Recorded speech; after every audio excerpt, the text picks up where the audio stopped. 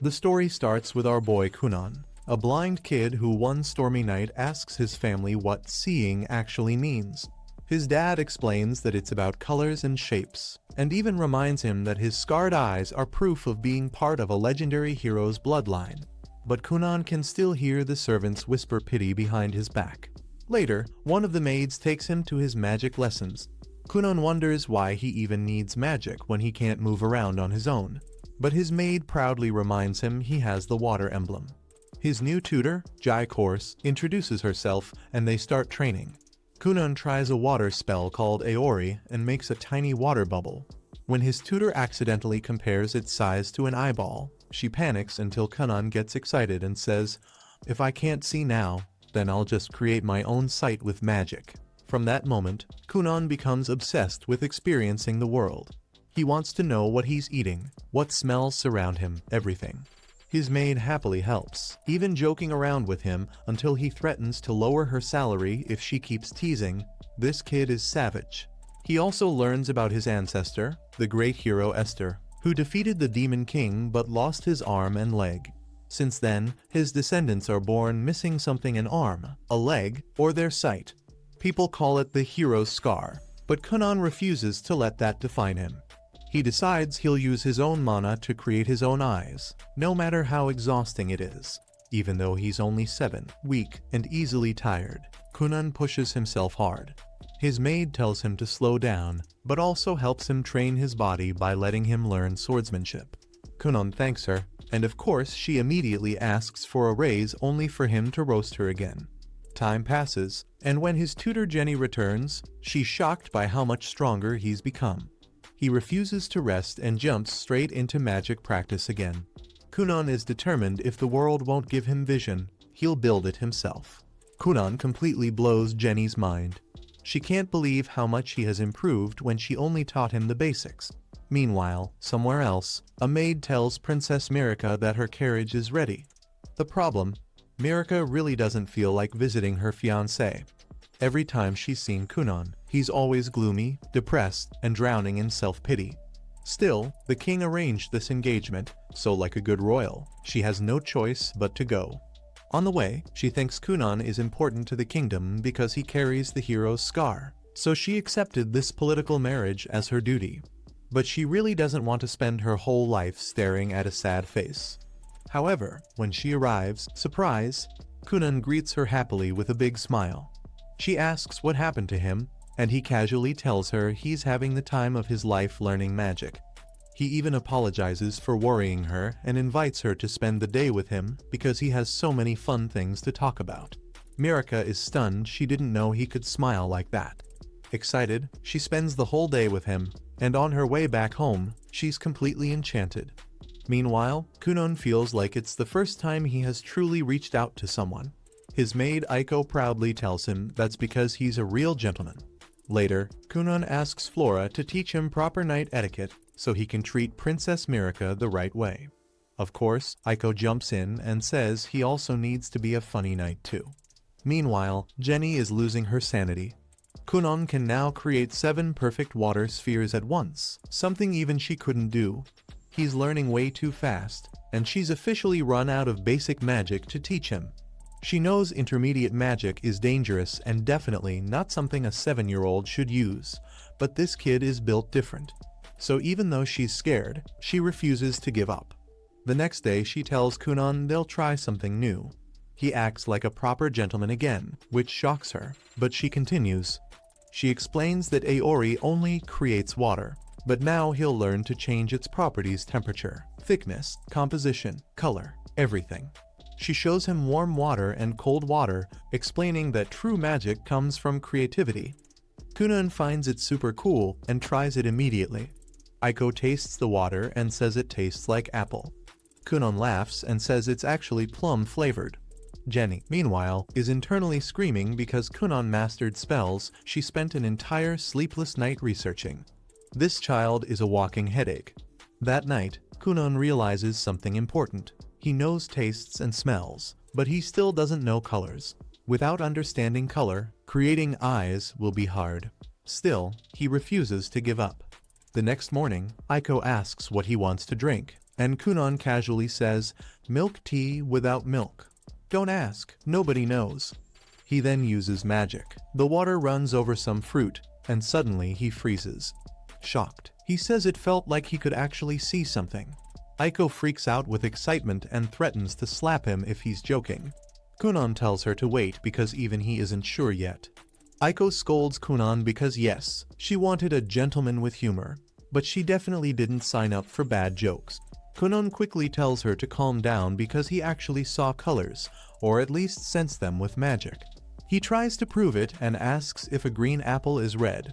She laughs and says no, explaining that he doesn't know the names of colors since he's never actually seen them. She tells him green apples have a softer, lighter shade of green. Kunan complains that she's confusing him with all these different tones, and she just shrugs like, that's how colors work. Then she asks him how many apples are in front of him, and when he answers correctly, she's stunned. Later, Aiko reports everything to Kunan's father. She explains that even though Kunan's range is small, he can distinguish colors, and the closer he gets to something, the clearer he sees. If he touches it, his vision becomes super accurate. His father immediately asks if that means Kunan can read now. Aiko says he identifies the ink color with his fingers and, although he doesn't know letters yet, he loves looking at illustrations. Then Kunan's dad wonders if they should move him back to the main mansion. Kunan originally chose to live separately so he wouldn't bother anyone, and because his mother never left his side. Aiko explains that Kunan is changing, working hard every day, and putting him in a new environment might slow him down. His father agrees and jokes that if he wants to see his son, at least he's nearby, but Aiko will have to handle him alone. She proudly says she can do anything for money. Her honesty makes him laugh, saying it's probably good for Kunan. Aiko immediately asks for a raise, and of course, he just laughs harder. Some time later, Aiko meets Kunan again, who is preparing an experiment to impress Jenny when she arrives. She tells him to make something big. Kunan uses his Aori magic and creates a giant red water sphere. Right then, his family walks in. When he hears his mother's voice, he gets distracted and boom. The bubble explodes and paints him completely red.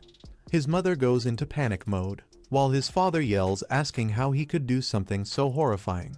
Kunan is clueless until Aiko explains that red is the color of human blood, which makes the situation, very bad. His furious father punishes Kunan for 2 months and cuts Aiko's salary for 3. Poor Aiko practically dies inside. Meanwhile, Jenny is secretly watching everything. Instead of scolding him, she's just terrified in a good way. She realizes this kid is insanely talented and might actually reach the highest magical rank in existence, Blue Sorcerer. Time passes. Aiko later brings Kunan a bunch of new study materials. Now he's 9 years old, taller, sharper, and honestly kind of a pretty boy. But it's time for a new chapter school. Meanwhile, Kunan's father tells his older son he has a little job for him. He wants him to escort Kunan to the Noble Academy, because let's be real, Kunan barely ever leaves the mansion. His brother remembers how Kunan once asked him to go outside when they were younger, and now that moment has finally come. Even though Kunan is nervous because he can't see, his brother promises to hold his hand, but the last time he said that, he let go after one single step and Kunan smashed face first into the ground. This time, though, Big Bro swears he'll do better and tells their father he'll give it his all. Meanwhile, Kunan is learning hydromancy, a magic where you pour water into a mystical container to find objects or predict the future. Aiko jokingly asks if he can find her lost youth and shine. What a savage. Kunan calmly tells her she's still young and beautiful, and if he wasn't the son of a marquis, he'd totally propose. Aiko calls him a flirt and reminds him she's 10 years older. And they both laugh while Flora stares like, what is wrong with these weirdos? Later, Flora continues teaching him etiquette, but realizes she may have turned him into a certified flirt instead. Every sentence he says is a compliment. While drinking tea, he even proposes a toast to Flora's beautiful eyes. It worries her a bit, but honestly, this new charming Kunan is way better than the depressed one he used to be.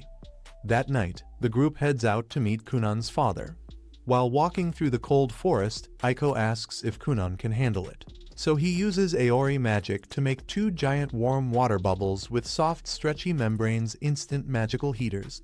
He wonders why his father called him, half afraid he's in trouble. But Aiko reminds him they already learned from the massive fake blood tsunami incident. Kunon says that was her fault anyway, she asked for it extra large.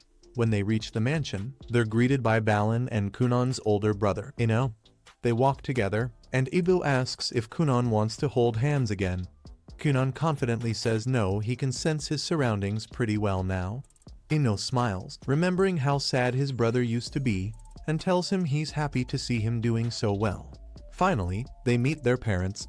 Kunon's father says Flora already confirmed Kunon has basically learned everything nobles study, but asks if he'd like to attend a real school. Kunon declines. He doesn't want to bother anyone, and honestly, he has other priorities. His father reassures him he's free to choose, but explains nobles are required to attend school. Kunon actually is enrolled, but because of his situation, the king granted him a special exemption. Kunon calls it nepotism, basically special treatment, and his dad begs him not to think like that. They argue a little about school, allowances, and responsible spending, and Kunon even asks if his dad is still mad about the giant blood garden incident. Spoiler, yes.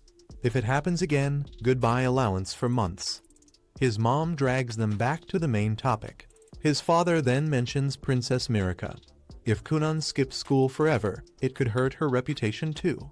Thinking about her, Kunon finally agrees to attend even if he finds it annoying. His father tells him he doesn't have to stay long, just take 5 promotion exams. If he passes, he graduates. Only 5 visits total. Ido then reveals Princess Mirica will be graduating in the next test, so Kunon will be graduating alongside her. Kunon's mom immediately freaks out with excitement, rushes to prepare clothes, and drags Aiko with her. Kunon's father warns Ino that besides the princess, there are other royals at the academy who might try to get close to Kunon. Ino tells him not to worry, he'll stay by Kunon's side the whole time. Later, Kunon meets Princess Mirica and tells her he'll be taking the promotion exams. She gets super excited because that means they can actually spend time together at school. Since he's never attended before, she happily declares that she'll be his personal guide. Kunon thanks her but worries that the boys who like her will get jealous. Mirica nervously laughs and says she doubts that'll be a problem. When Kunon asks if she isn't popular, she proudly says, "Baby, don't insult me. Of course I'm popular." Then admits she only has like 5 admirers. So yeah, popular, but limited edition. Months pass, and Kunon gets ready like a medieval Gojo Satoru. Aiko tells him he looks amazing, and he jokingly panics like his secret identity has been exposed. Ino just wonders when his brother became this dramatic. Before leaving, Kunon uses magic to cover the carriage wheels, making the ride smooth and silent. Ino asks if he feels okay being far from home. Kunon admits he feels guilty for worrying everyone in the past, for the times he fell and got hurt, and for when he wanted to disappear from the world. But now he wants to live no matter what. Ino is touched right until Kunon proudly adds that he plans to live so long, he'll feel bad for all the humans who die before him. Ito immediately blames Aiko for whatever unholy personality upgrade this is. They finally arrive at the academy and are welcomed by Princess Mirica. She compliments Kunon's bow tie. He thanks her but wonders if it might actually be cuter than she is. She boldly says that's impossible, and Kunon is relieved otherwise he'd have to throw the tie away. Ino watches them like, what kind of conversations do these two even have? As they prepare to enter, Kunon stops. Surrounded by voices and noise, he realizes the old him would have frozen in fear, but he isn't that boy anymore. He quietly asks Mirica to hold his hand. Meanwhile, a nervous new teacher named Katz waits for him. She read that Kunon is painfully shy. Yeah, about that he is not shy anymore. The students instantly start whispering about him, amazed by the boy with the hero's scar. Katz introduces herself as his guide, and Kunon introduces himself back, then casually says that at the moment, he's actually a beautiful lady. Katz stands there like, what is this child even talking about? The bell rings, everyone leaves, and she realizes this day will not be easy. From above, some nobles watch, calling Kunon the blessed scarred hero. But when the prince gets annoyed, they immediately change tone and call it superstition. The prince clearly hates how well Kunan and his sister get along and storms off with his guards. Later, Katz asks if Kunan understands how promotion exams work. He does, but she explains they're making a special exception, so he'll take them faster than normal. Kunan immediately accuses them of nepotism, saying his dad and the king are best buddies and probably forced the school. Katz pretends she heard nothing and hands him the exam. The kid keeps complaining anyway, ranting about conspiracies while answering every question perfectly. Afterward, Katz is stunned he talked non-stop and still aced everything. In the cafeteria, Kunan and Mirika run into Prince Layli. People instantly crowd around them. Ino sees the chaos and gets worried. The prince questions whether Kunan really has divine blessings. Mirika tells him not to start trouble, but the prince coldly orders her not to interfere, and things are clearly about to get messy. But thankfully Eno jumps in first. Prince Layli rudely declares no one may speak without his permission, backed by his followers. Iso is already stressed about royalty causing trouble, but Kunan casually uses Ori magic to gather tiny water droplets and soak the prince's pants, then innocently asks if he wet himself.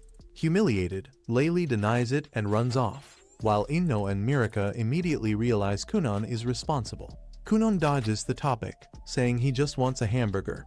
Over food, Mirika reveals the prince is her older brother, the 7th prince. Kunan says a brother who doesn't value his sister doesn't deserve the title anyway, hoping that ends things. Ino simply wishes for a peaceful graduation, but elsewhere, the furious Layli is already plotting revenge. After they sit down, Kunan asks everyone why Lyall was making such a big scene earlier for no clear reason. Mirika explains that it was probably his way of keeping her in line. Lyall is the 6th prince, while she's only the 9th princess, so technically she ranks below him. However, since she's engaged to Kunan, a sorcerer marked with the hero's scar, her status suddenly shoots way up. Lyall likely felt threatened by the idea of Mirika outranking him, so he tried to assert dominance. Still, Mirika admits he's not necessarily a bad person. Kunan feels a little guilty and wonders if he went too far, even considering an apology. But everyone quickly shuts that down, telling him Lyall had it coming after the stunt he pulled. Back at home, Kunan starts training in a new way, changing the texture of ice to feel like other materials. This time, he makes ice that feels exactly like an apple. His teacher is impressed, but advises him to experience more textures so he can expand his abilities. Soon, the day of the final exam arrives. At school, Ixio notices that Kunan has been touching the horse a lot lately and asks what's going on. Kunan casually says he's collecting samples, which only leaves Ixio more confused. A bit later, Mirika arrives to greet him. Kunan admits he's going to miss talking to her at school since it's his last day. Mirika smiles and reminds him that the day isn't over yet, there's no need for goodbyes so soon. They head into the exam room, and Kunan is thrilled. It's his first time taking a class alongside other students. Still, he knows he'll miss the quiet one-on-one sessions he used to have with Professor Cass. Cass reassures him that she'll still be keeping a close eye on him, even with others around. Ixio notices how close Kunan and Cass seem to be, and Kunan explains it's only natural after spending so much time talking during his exams. He even learned some surprising things like how Cass only became a teacher because she had a crush on another applicant. That man failed the exam, while Cass passed. Unsure what else to do, she stayed on and became a teacher instead. The others agree that it's nice Kunan and Professor Cass get along so well, but they also admit it's a little strange for a teacher to complain about her love life to a kid. Soon, several students approach Ixio and Mirika, asking to be introduced to Kunan. He politely introduces himself, relieved he'd started to worry no one ever talked to them because they had no friends. Mirika clears it up, explaining she asked her friends to keep their distance so she could spend time with Kunan. Kunan feels relieved, though he admits he doesn't really mind being alone either. As the final exam is about to begin, Lyall is still outside, posing dramatically and claiming someone as important as him doesn't need exams. His confidence collapses when his followers remind him he'll have to repeat the year if he skips, forcing him to head inside. Back in the classroom, Kunnan is busy feeling the feathers of a pigeon near the window when Cass announces that the exam is starting and everyone should take their seats. Mirika tells Kunnan she saved a spot next to her. But before he can respond, Lyle steps in between them and glares at him.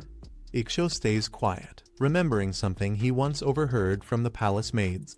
They often talked about how badly Lyle messes things up, but never to his face, since he's still royalty. That's why Lyle is always so angry. Deep down, he knows people act polite around him, but probably mock him behind his back. Suddenly, Kunnan grabs Lyle's hand and introduces himself properly. Lyle panics and yells that he never gave permission to be touched. Kunnan calmly reminds him that they're going to be brothers-in-law someday, so it's only right they get to know each other. Kunnan starts feeling Lyle's hand and casually remarks that, judging by his skin, Lyle must have a handsome face. It's an honest compliment, but Lyle isn't used to those. Completely thrown off, he turns to Mirika and asks if something is wrong with Kunnan. Mirika bursts out laughing, and soon the entire class joins in. At first, Lyle thinks they're laughing at him, but Mirika explains they're laughing because it's the first time anyone has ever seen him so flustered. Lyle denies it immediately and demands Kunnan let go of his hand. Kunnan holds on for a few more seconds, then adds one last comment. Lyle's voice sounds strong too. Lyle originally planned to be rude to Kunnan and put him in his place, but after their interaction, he has no idea how to react anymore. Before things can get any more awkward, Professor Cass calls everyone to their seats and officially starts the exam. By the end of the day, the test is over, the papers are graded, and Cass announces the results. Everyone passes. That means everyone graduates. The classroom erupts with relief and excitement. Soon after, Kunnan and Ixio board the carriage to head home while everyone waves goodbye. Kunnan says he had a great time and casually tells Cass that if she's still looking for a boyfriend, she should consider Ixio since he's single. Ixio immediately denies agreeing to this, and Cass starts regretting ever talking to Kunnan about her love life. Meanwhile, Lyle quietly reflects on what happened. He actually learned something from Kunnan and decides he'll try to be nicer from now on. A few days later, with the academy behind him, Kunnan focuses on learning new spells. Jenny tests him by asking him to create a spinning ball of water, split it into 10, and give each one a different color and texture. Kunnan does it effortlessly. Jenny praises him, but Kunnan says he's not finished yet. He then turns one of the water spheres into a dove and sends it flying into the air. Jenny is completely stunned. She drops to her knees, knowing even master water mages couldn't pull that off so easily. Later, over tea, Jenny asks for a private talk. Once they're alone, she admits there's nothing left for her to teach him. She was only meant to guide him through basic magic, and now he's far beyond her level. There's no reason for her to remain his teacher. Kunnan insists she's a wonderful teacher and thanks her for turning every desperate trick into a lesson. Even if she's not a high-level mage, her creativity gave him hope, and he truly values that. Jenny appreciates the praise but admits she's exhausted. Coming up with lessons for him has pushed her to her limit. Kunnan assumes it's about money and offers to ask his father for a raise. But Jenny says it's the opposite. She feels guilty earning such a high salary when she barely has anything left to teach him. She believes Kunnan deserves a far greater sorcerer as his mentor. Kunnan begs her to stay, but there's nothing more she can do. After saying goodbye, Jenny leaves the mansion, thinking to herself that Kunnan is a true genius and that it's only a matter of time before he becomes one of the greatest mages on the continent. Determined not to fall behind, she vows to train her own magic. The next morning, Aiko tells Kunnan that his academic tutor, Miss Flora, has resigned. He's shocked but understands he's already completed the curriculum and graduated. Still, he wishes he could have said goodbye and decides to write her a thank you letter later. Aiko agrees, but jokingly asks him to check if Flora knows any single 20-year-old men who might want to marry her. The joke hurts Kunnan. To him, it feels like everyone is leaving. Aiko explains she's just thinking about her future and believes Kunnan will be fine alone, but he disagrees. Jenny is gone. Flora is gone. And now Aiko wants to leave too. He fears he'll end up alone. That night at dinner, Kunnan tells his father about Jenny quitting and her suggestion to find a master sorcerer. His father recalls a rumor about a powerful royal sorcerer. Their mother realizes he means Zainal Finn, a mage famous across the capital for both his strength and looks. He sounds perfect, but there's a problem. As a royal sorcerer, Zainal only takes orders from the king or royal court. He rarely leaves the castle, and even meeting him is restricted. Training under him is almost impossible, but Cunnin's father agrees to ask the king. At the royal castle, the Grand Master Mage receives the request. An apprentice-level boy asking to train under a royal sorcerer, something unheard of, even for a noble's son. His apprentice, Mirika's older sister, personally likes Cunnin, but royal sorcerers don't care about status. The Grand Master plans to reject the request immediately, until he reads Cunnin's file. That's when he realizes this kid might actually be special. A few days later, Cunnin and his dad head to the royal capital after receiving rare permission to meet the royal sorcerer, something almost no one ever gets. Even they're shocked it worked, but if the meeting goes well, Cunnin might finally get the tutor he's been hoping for. Cunnin thanks his dad for pulling strings, but his father insists it wasn't nepotism. The royal sorcerers simply became interested after reading Cunnin's file, though even he doesn't know why. To kill time on the way, Cunnin creates a cat made entirely of water. His spell control has clearly improved because it looks and feels exactly like a real cat, except it can't move properly or make sounds. His dad doesn't care and absolutely loves it anyway. At the castle, they're greeted by Lady Raisha, who turns out to be the second princess and Mara's older sister. Cunnin casually greets her as his future sister-in-law. Raisha notices the cat and finds it adorable until Cunnin cancels the spell and it splashes back into a puddle. Realizing it was magic the whole time, she's stunned that a child could fool her so easily, which makes her reassess just how skilled Cunnin really is. Impressed, she offers to take him straight to the Black Tower. Before leaving, Cunnin's dad mentions he has an audience with the king later and asks if Cunnin can manage on his own. Cunnin confidently says yes, so his dad arranges a carriage to pick him up later. As Cunnin and Raisha walk through the halls, Cunnin bombards her with questions about advanced magic at lightning speed. She admits she's still new herself and can't keep up. Raisha explains that the kingdom has 10 princesses and 7 princes, all usually competing for the throne. She gave up her claim to become a sorcerer instead and quietly worries Cunnin might get dragged into royal politics. Mid-thought, she realizes Cunnin isn't walking anymore, he's sliding. He explains he froze a thin layer of ice under his feet to reduce friction and even offers to teach her. She's excited but reminds him of the Black Tower's rules first. Don't join factions, don't sign shady contracts, and don't say anything that could ruin your future. Rules explained, she immediately asks him to turn her shoes into skates. Moments later, the two are joyfully skating through the halls, causing total chaos. Guards try and fail to stop them. Then the knight captain, Dario, shows up and gives chase. Cunnin worries they're in trouble, but Raisha just tells him to go faster. Sadly for them, Dario clearly never skips leg day and catches them easily, giving them a long lecture in the courtyard. After that adventure, Cunnin is finally taken to meet Akar, the Grand Mage. One look tells Cunnin this man is the real deal. Akar checks Cunnin's water crest on his right shoulder and reveals it's a 2-star crest, a classification Cunnin has never heard of. Akar explains there are 7 crest types, 4 elements plus light, dark, and foul, and each has ranks. 2-star is common, sitting near the lower end. Raisha mentions she's also a 2-star, with a wind crest. Cunnin then assumes Akar must be higher, explaining that the magic density around him feels much stronger, like comparing regular cheese to premium blue cheese. Akar finds the analogy funny, but firmly tells Cunnin never to call him cheese again. Joke aside, Akar finally reveals the truth. He has a 4-star crest. Having a low or high crest number doesn't actually show how skilled someone is at magic, it only shows how much total magic energy they have. With the boring stuff out of the way, Akar invites Cunnin to the courtyard so the fun can officially start. Downstairs, a crowd of royal sorcerers gathers after hearing rumors about Cunnin's talent. Akar decides to test him and asks another sorcerer, Victo, to begin.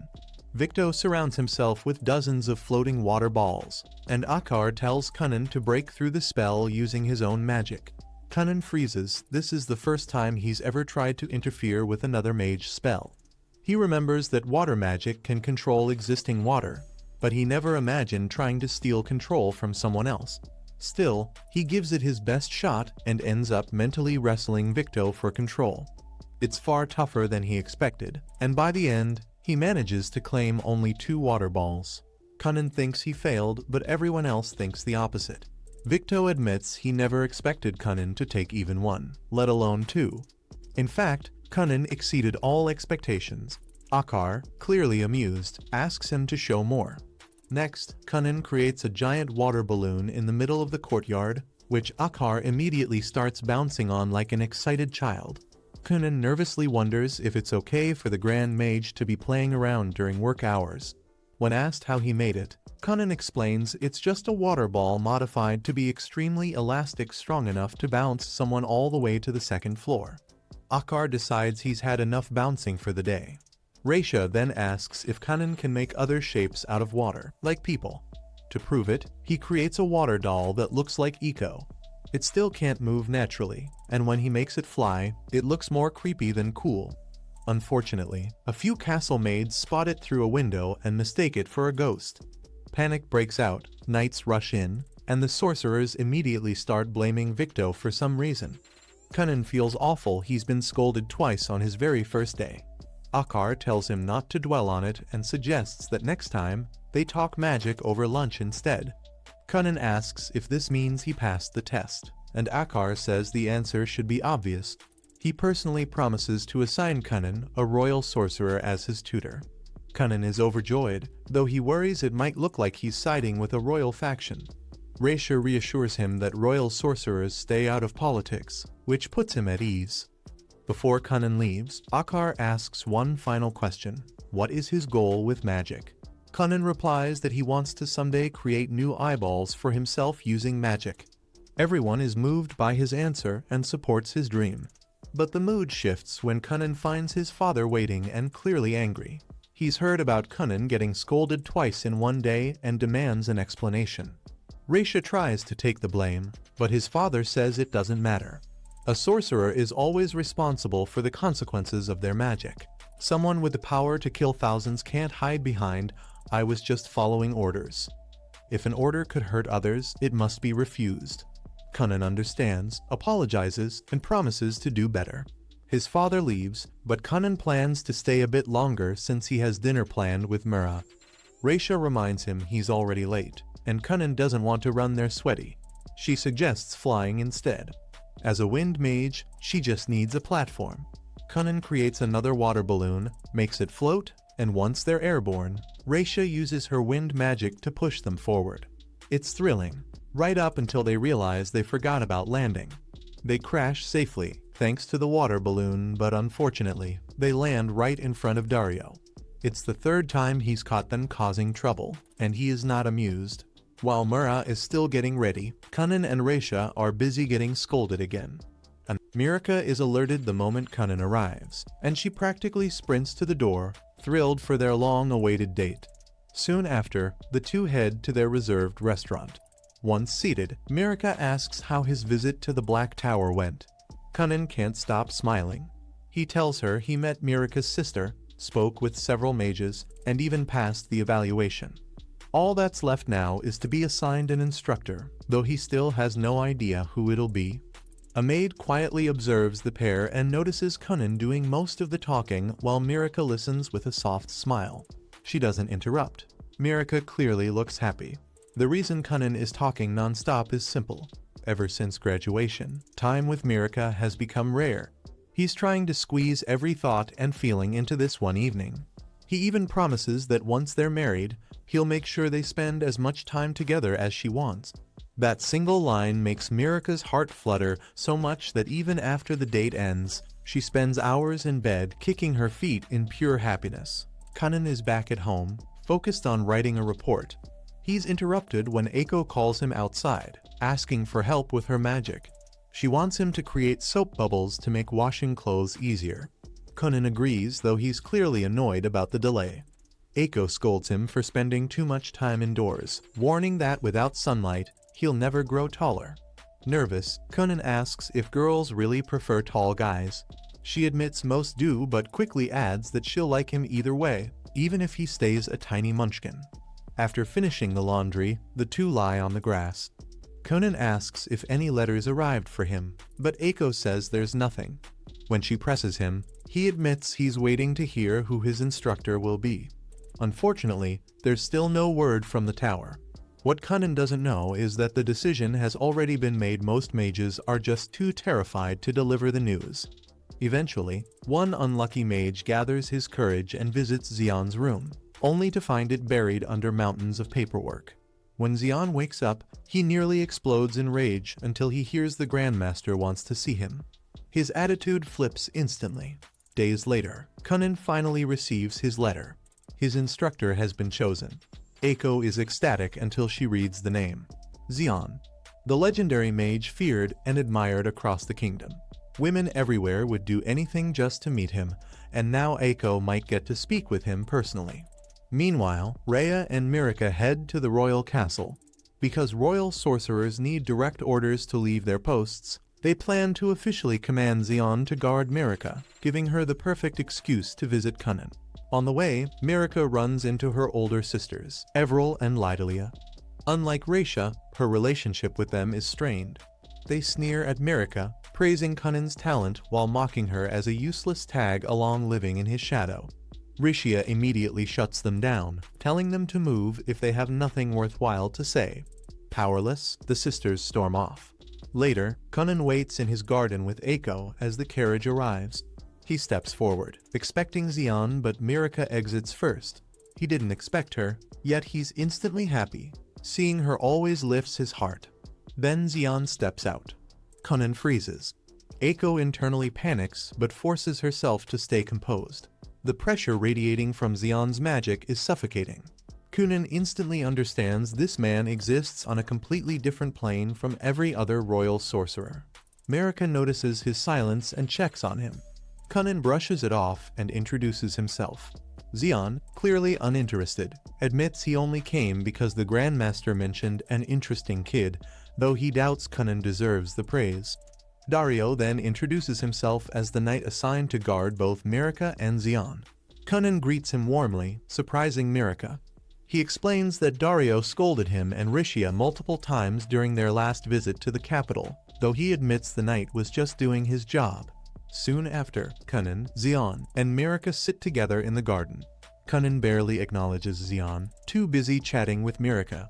Annoyed, Xian slams his fist on the table and demands they talk about magic. He starts grilling Kunan with high-level questions, clearly trying to expose gaps in his knowledge. But Kunan doesn't falter.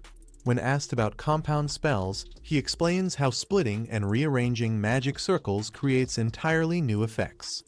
Xian asks how many divisions Kunan can manage, expecting a modest number.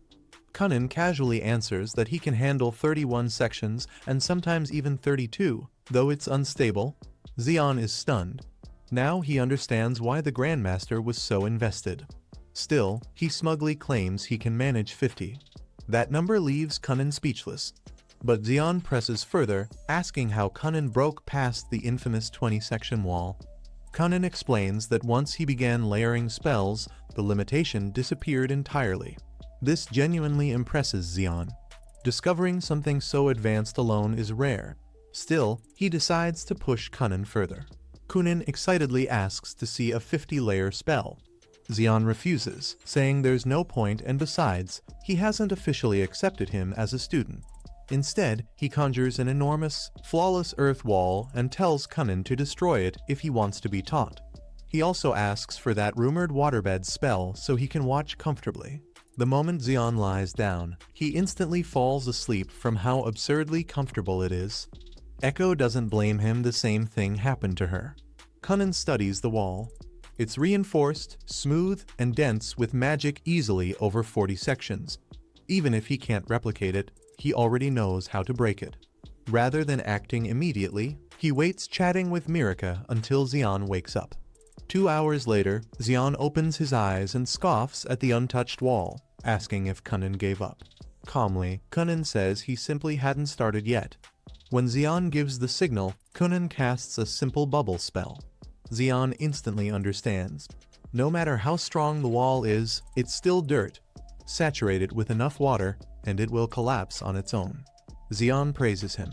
Where most mages rely on brute force, Kunnan shows precision and patience. That alone earns him recognition, and Xian officially accepts him as his student.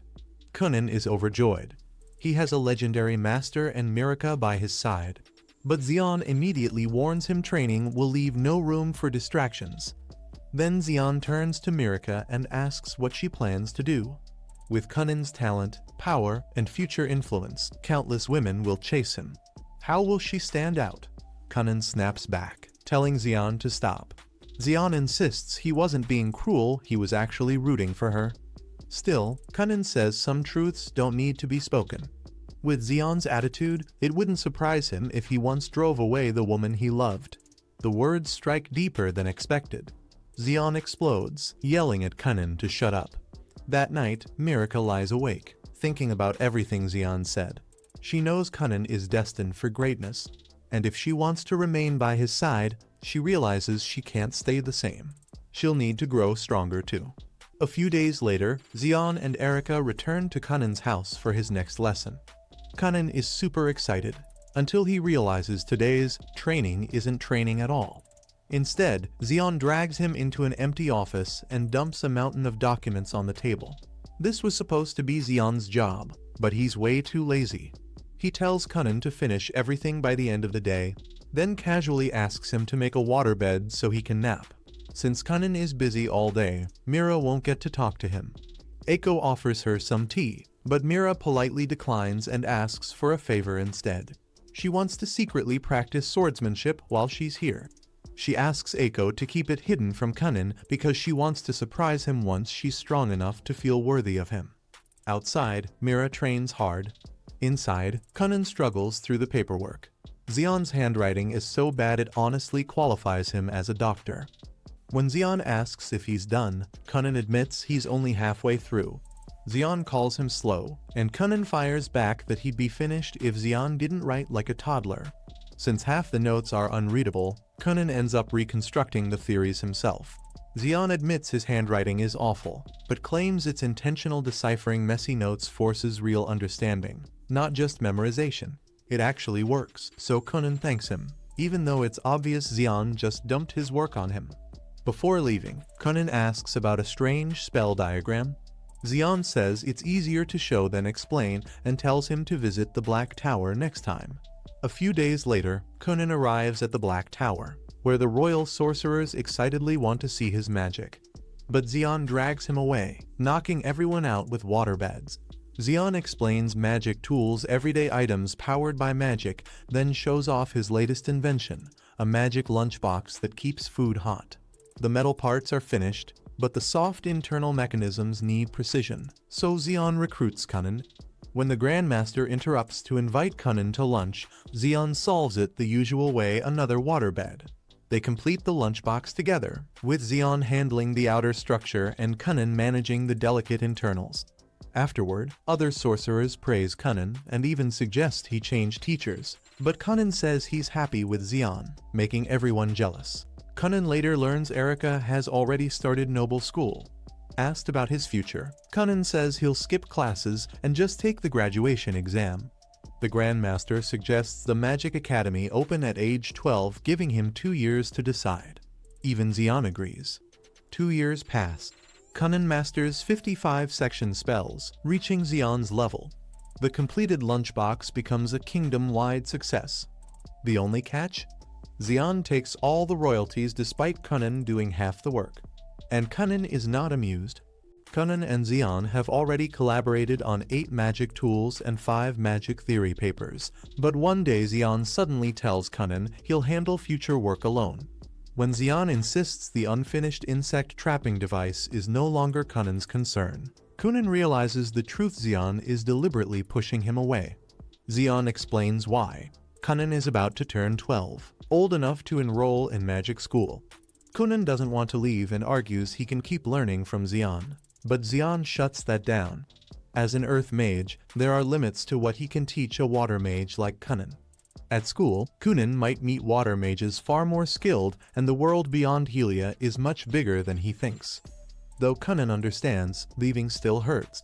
Mira then takes his hand and encourages him to go, promising that when he returns, she'll have grown into someone worthy of standing beside him. Touched, Kunin agrees until he learns how far the school is. After some hesitation, he accepts and asks how to prepare. Xion gives him simple advice: don't lose sight of what truly matters. That advice hits hard. Kunin remembers why he learned magic in the first place, to create eyes for himself. Over time, magic had made life too easy, and he'd forgotten its true purpose. Even with everything Xion taught him, 55-layer spells, 3D magic circles, and imaginary magic code, creating magic eyes is something no one has ever done. This challenge is his alone, but Xion believes in him completely. Kunin devotes himself to researching magic eyeballs. His first idea, a reflective water sphere, works as a mirror but fails to transmit images to his brain. After countless failed attempts, he's exhausted. The next morning, Kunin realizes the first thing he wants to see with his new eyes is the faces of his loved one. Later that day, he finally succeeds by combining a water mirror with a real logic sand pattern. The image tracks movement and transmits directly to his mind. For the first time, Kunin truly sees the world. It's beautiful. But then he notices something terrifying: a giant crab standing right behind him, and it absolutely shouldn't be there. Kunin decides to ignore everything for now because this moment is special. He had always planned that the first thing he'd do after gaining vision was look at himself. So he creates a magic mirror and stares hard, only to realize his face is kinda mid.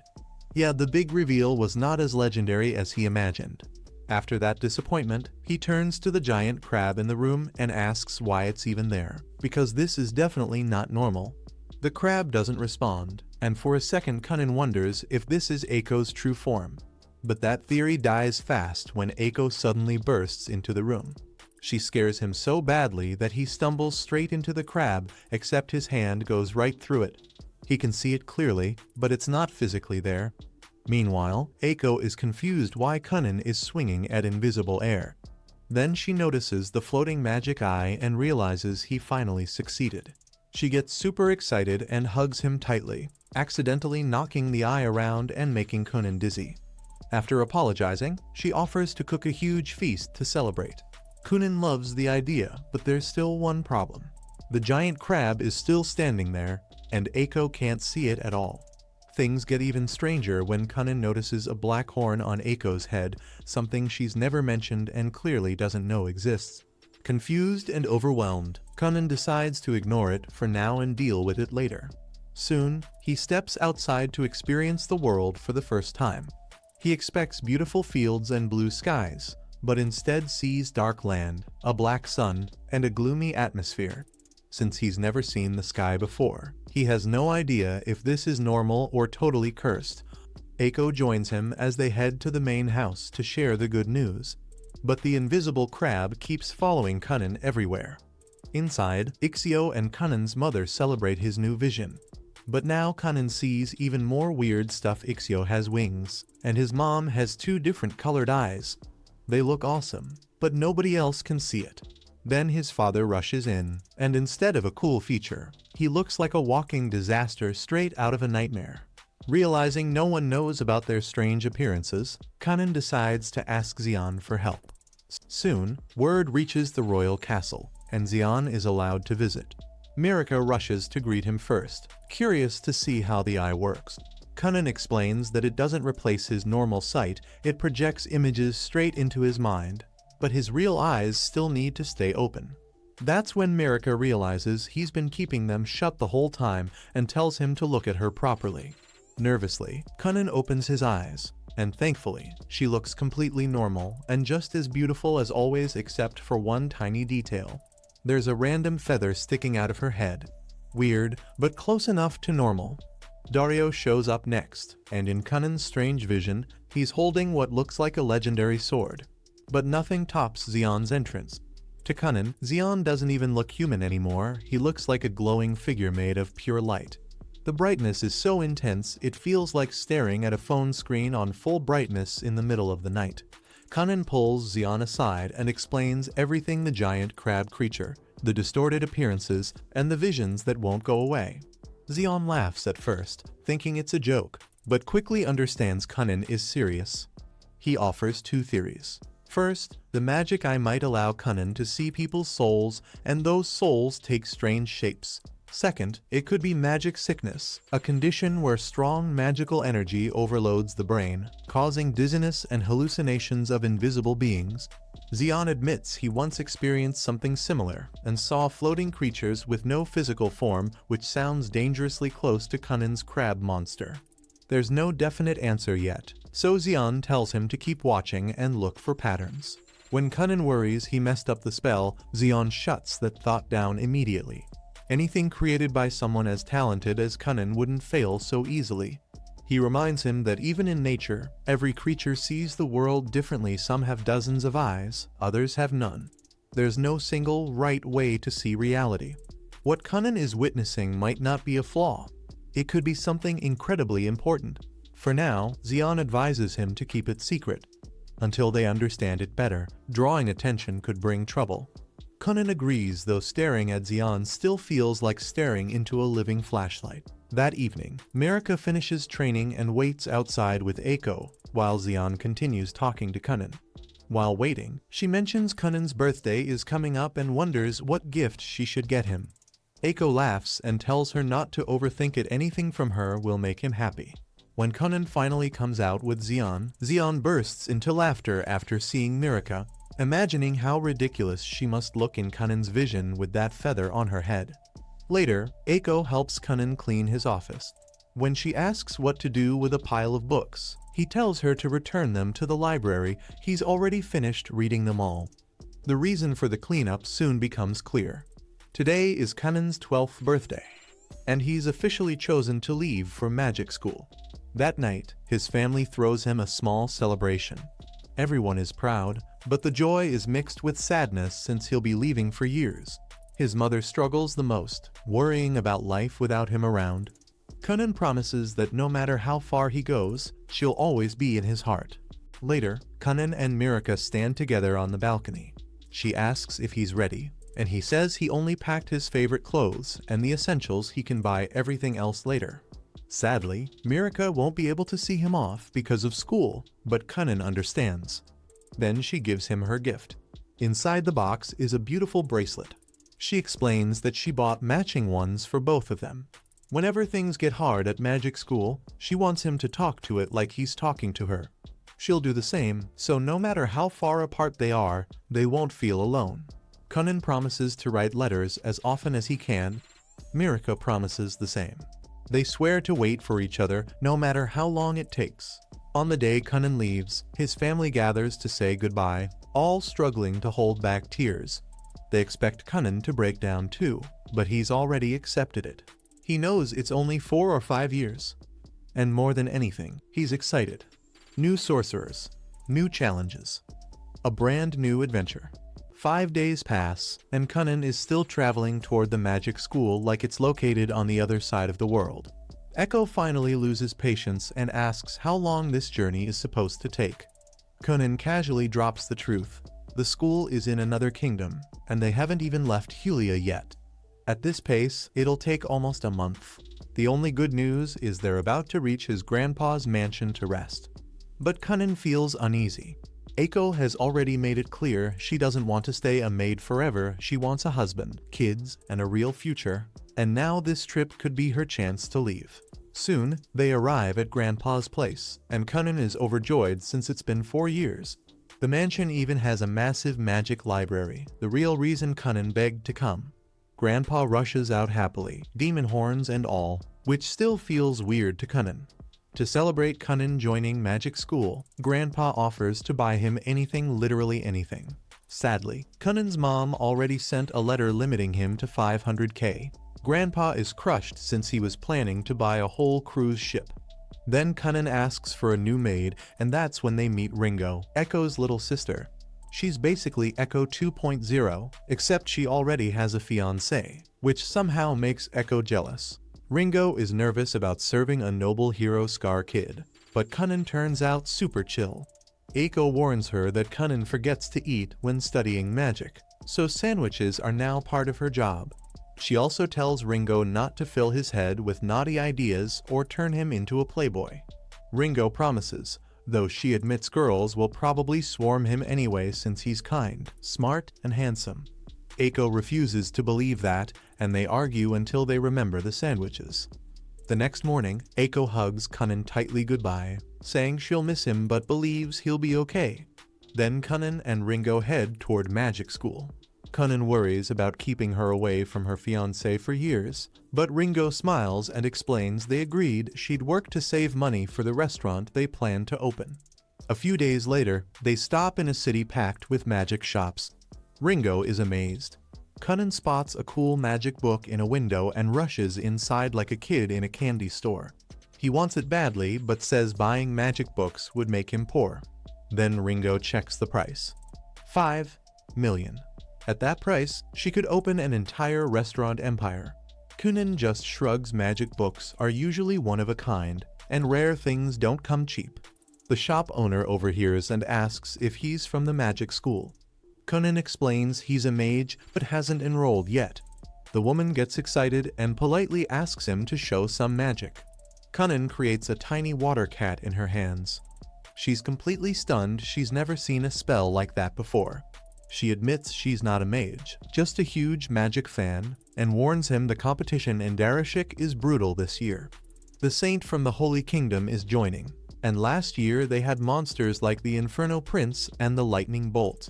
Since she's in a good mood, she offers him a famous grimoire by the legendary mage Xion at a discount.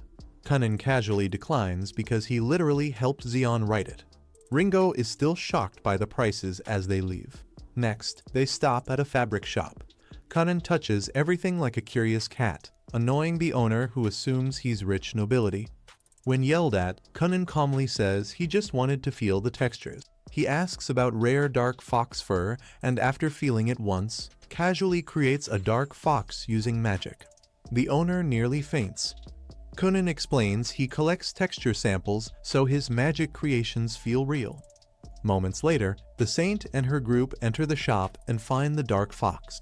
When she touches it, the spell breaks and dumps water all over the shop owner's lap, and she proceeds to examine the magic while he suffers in public embarrassment. Eventually, Kunin and Ringo reach the magic school only to learn the dorms are full. The receptionist Lubel explains students were supposed to apply early, but Xion never told Kunin. Now they're basically homeless. Hotels are too expensive, so they rent a small house using a list Lubel provides. Meanwhile, in a dark room at the school, the staff review applicants and Kunin's name strangely catches their attention. The next day is the entrance exam.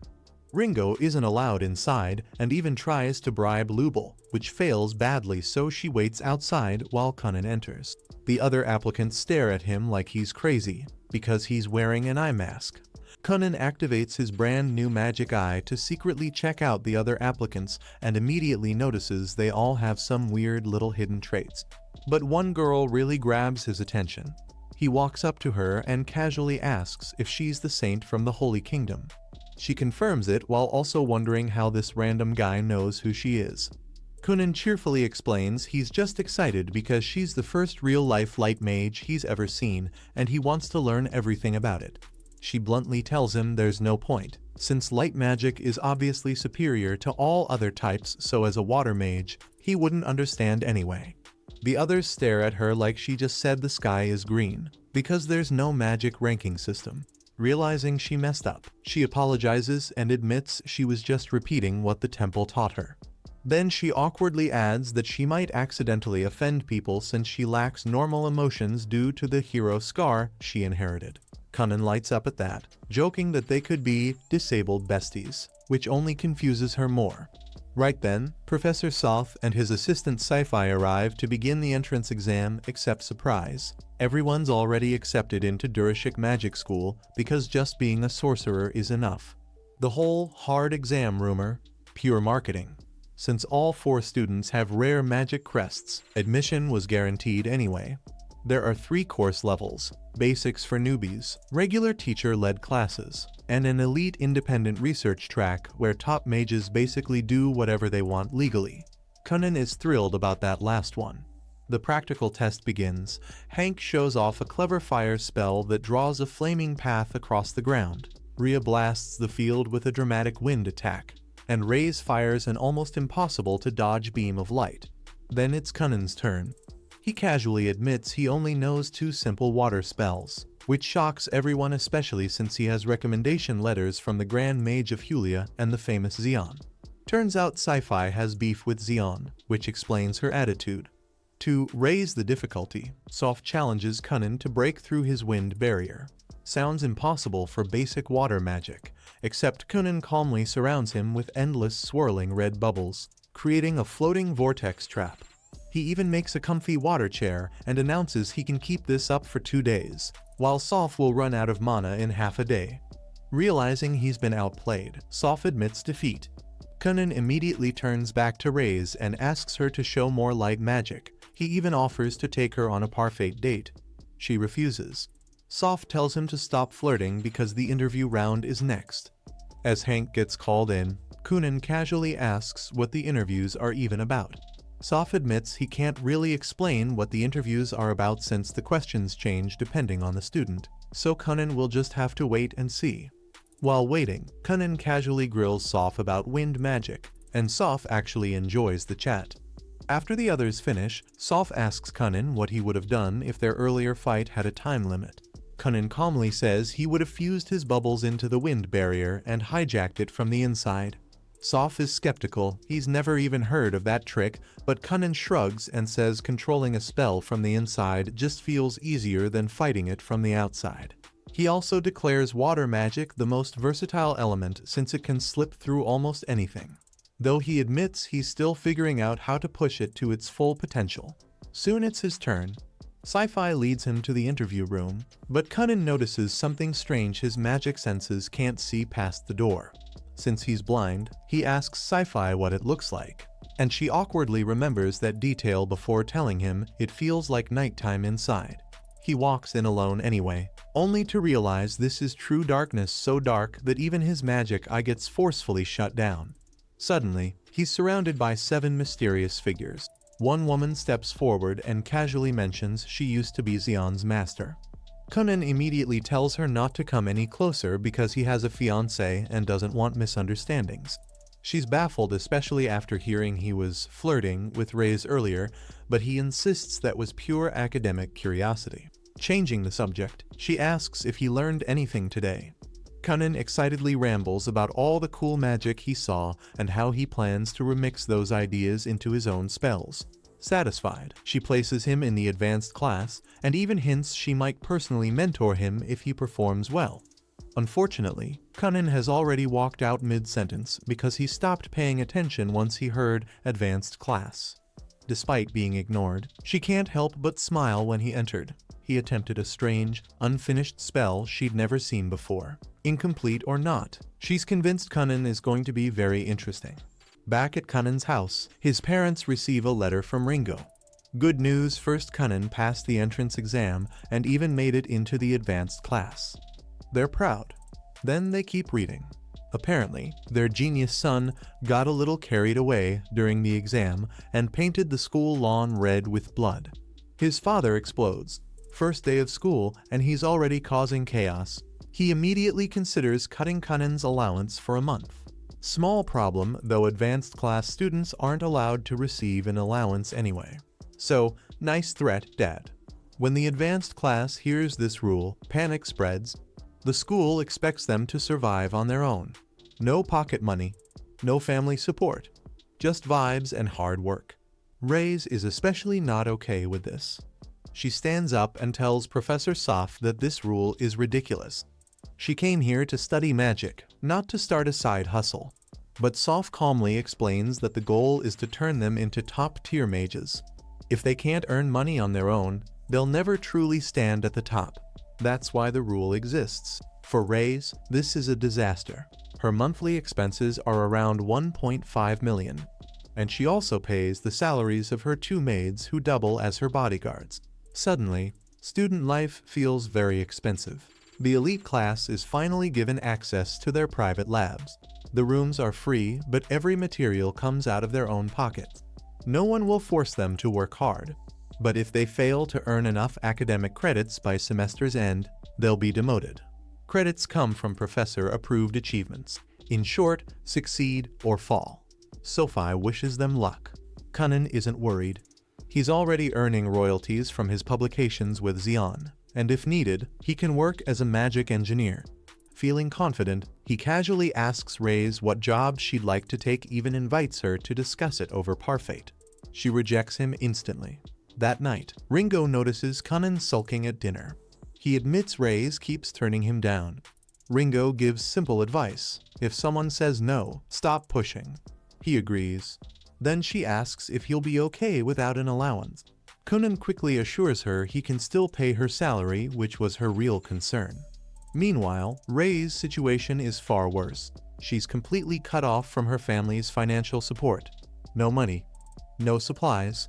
One maid offers to work unpaid, then immediately remembers she also needs to survive. Reyes could earn easily with healing magic, but the church strictly forbids using holy healing for profit. She's stuck. The next morning, exhausted from staying up all night stressing over money, she sees a long line outside Kunin's lab. He started a business, a sleep sanctuary. He installed magic waterbeds and rents 60-minute sleep sessions to overworked students. Slots are fully booked. Even Professors Soph and Safai show up. Impressed, Soph offers him more lab space in exchange for allowing professors to use the service too, and Sci-Fi confirms they'll happily pay. The business explodes. Reviews spread. Kunin starts making serious money. Meanwhile, Reyes' house loses magical electricity due to unpaid bills. Sitting in the dark, she finally understands how brutal life without money is. She already asked the professors for help. They told her to ask Kunin for business advice. She thinks he's weird. But starvation is worse. Swallowing her pride, she bows her head and asks Kunin for help, terrified of what he might demand in return. Kunin immediately reassures her. He'd never exploit a desperate friend. He might ask for a reasonable favor someday, nothing more. To avoid misunderstandings, he even calls Safi in as a witness. Professional. Slightly theatrical, but professional. Knowing she needs money fast, he suggests opening a healing clinic. Rejected. The church forbids it. Plan B. Get paid to assist research data collection. Too slow. Then Kunin asks one critical question. Does the church forbid using purification magic for profit? It doesn't. And just like that, a new opportunity opens. He proposes they create a magic item together. Safi warns them that joint magic patents can get complicated, but Kunin is fine making Reyes the official lead since she's the one in need. Paperwork can wait. With no better options, Reyes agrees. Kunin is thrilled mostly because he finally gets to properly study her magic. He calls in Professor Surya, a fellow light magic user who's on good terms with him thanks to his famous sleep sanctuary. She arrives with a box containing shishila seeds. Reyes is stunned. Shishila is a rare, sacred herb that only grows on Holy Land. But Kunin points out that Holy Land simply means land saturated with holy and purification magic, something they can recreate. All Reyes has to do is cast her Holy Sanctum spell. She activates it, forming a glowing barrier around the seeds. Moments later, they sprout. It works. Surya and Kunin are ecstatic. Kunin immediately starts taking frantic notes. Watching him, Reyes realizes he wasn't constantly bothering her to flirt. He genuinely wanted to research her magic. Mostly. Because mid-report, he casually asks if she's fallen in love with him. She instantly denies it.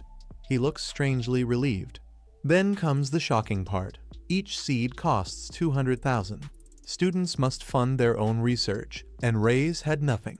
So Kunin invested 1 million of his own money. If the experiment failed, he'd take the loss. If it succeeded, she could repay him after selling the medicine. Reyes is deeply touched. With Surya's guidance and Kunin's bubble magic, they refine the herb into shishila pills. Thanks to Kunin's negotiation skills, Reyes secures a contract worth 2 million per batch. Her financial crisis is solved. To celebrate, Kunin treats Reyes and her maids to lunch, telling them to order anything they want. A few hours later, the bill arrives. 220,000. He accepts it as a painful life lesson. Later, Hank and Rhea approach him, admitting they're struggling to monetize their magic too.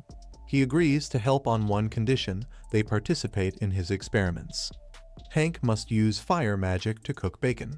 Rhea must attempt flying with wind magic, because everything is research material to Kunin.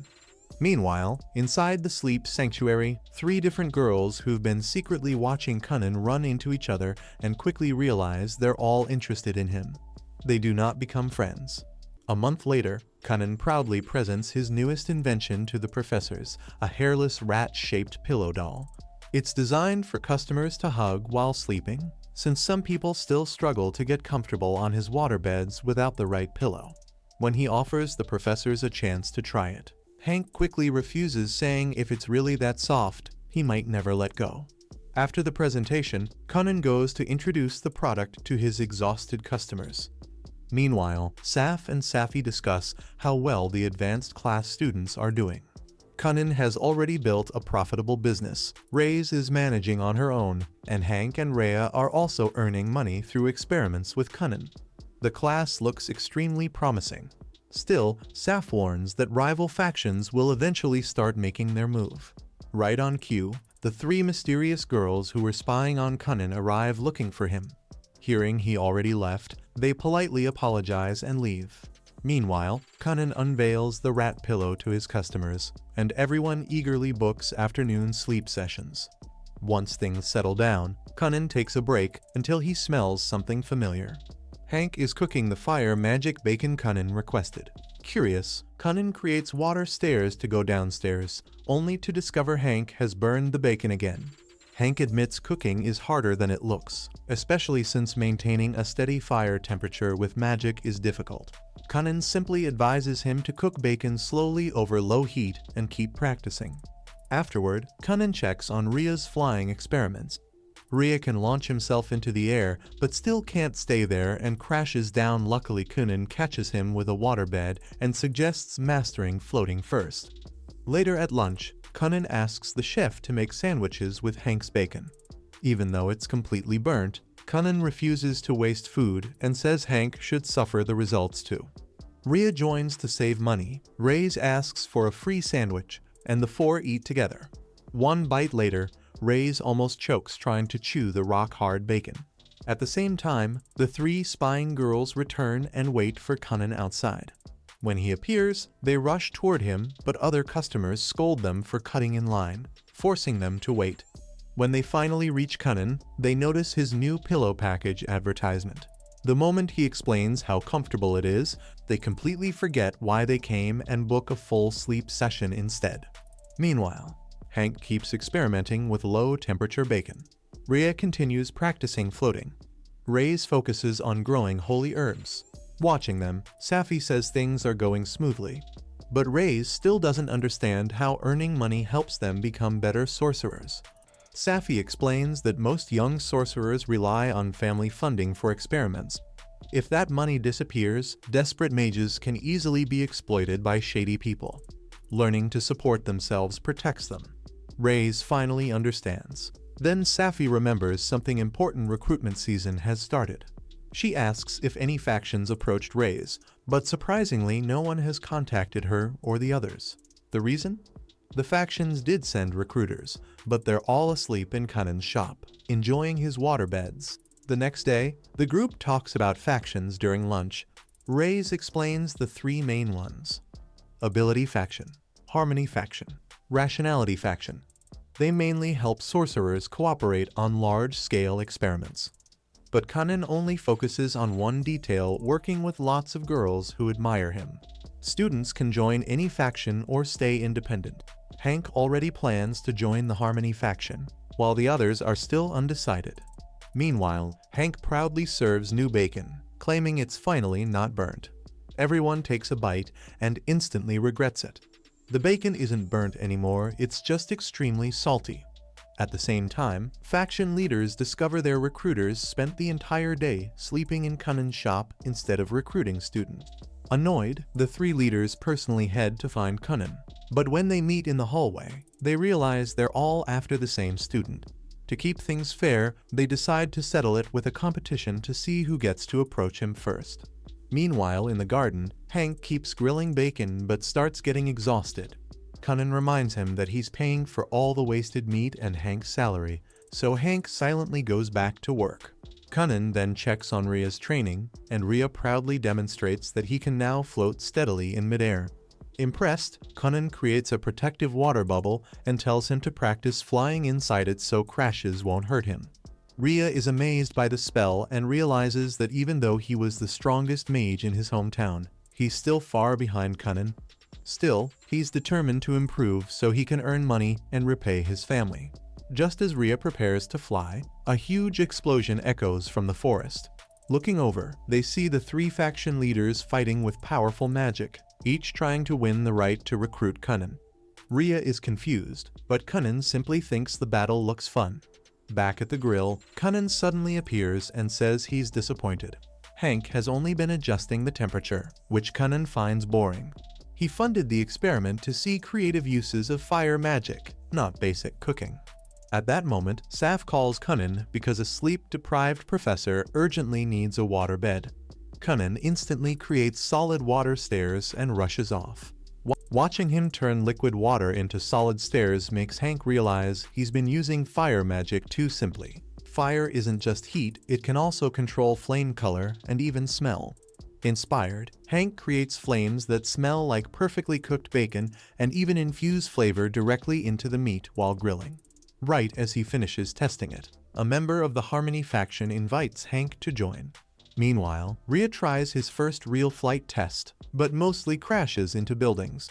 After one crash, a Rationality faction recruiter teaches him to guide airflow around his body instead of controlling the wind, and Rhea is instantly smitten with her. Later at lunch, everyone is shocked that the sandwiches taste actually delicious. Hank reveals he also cooked a huge platter of perfectly grilled meats. There's too much food, but the Academy chef buys the extras, giving Hank the idea to start selling magically grilled food. In the hallway, Reyes asks Rhea about flying. Rhea says an upperclassman helped him, and Kunin jokes he could become a flying courier. Rhea also admits he plans to join the Rationality faction, definitely not because the recruiter is cute. Hank shares that he was invited to the Harmony faction, while Reyes received an offer from the Ability faction, though she hasn't decided yet. Kunin then realizes everyone got invited except him, but that's because the leaders of all three factions are literally fighting each other to recruit him. When the fight ends, the rankings are: Ability faction 1st place, Harmony faction 2nd place, Rationality faction 3rd place. Since Bale from the Ability faction wins, he gets the first chance to recruit Kunin